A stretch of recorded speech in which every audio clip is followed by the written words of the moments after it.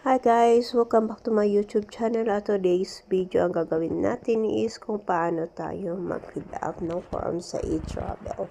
So, ginagawa po ito kung tayo ay arrival at departure bilang isang OFW or traveler.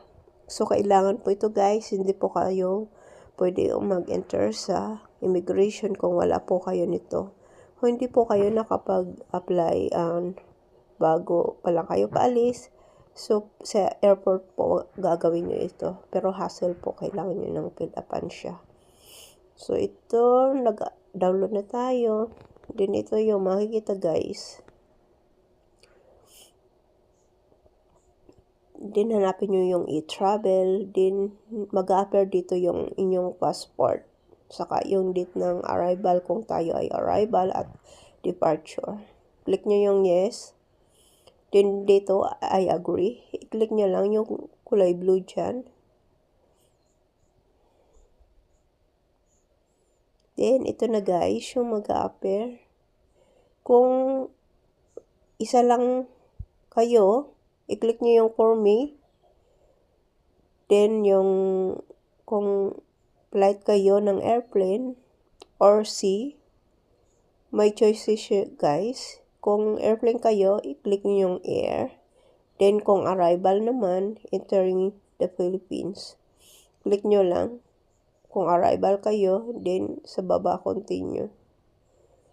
Then, ito makikita nyo dito yung mga information na dapat fill upan. So, bilang OFW, yan, i-click nyo. Then, yung i-enter nyo dito guys, yung mga info at yung flight number at kung sang origin kayo nang galing. Yan. Ilagay nyo kung with transit or connecting flight kayo. For example, sa Taiwan, ganon. I-click nyo lang yung kulay blue. Then ito. Na yung susunod.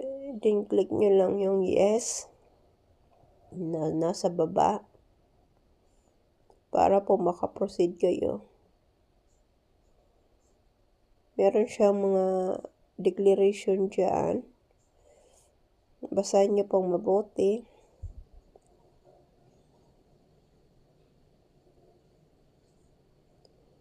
Then, ito na po, i-click nyo yung yes kung tapos na po. So, ganun na po kadali. Thank you.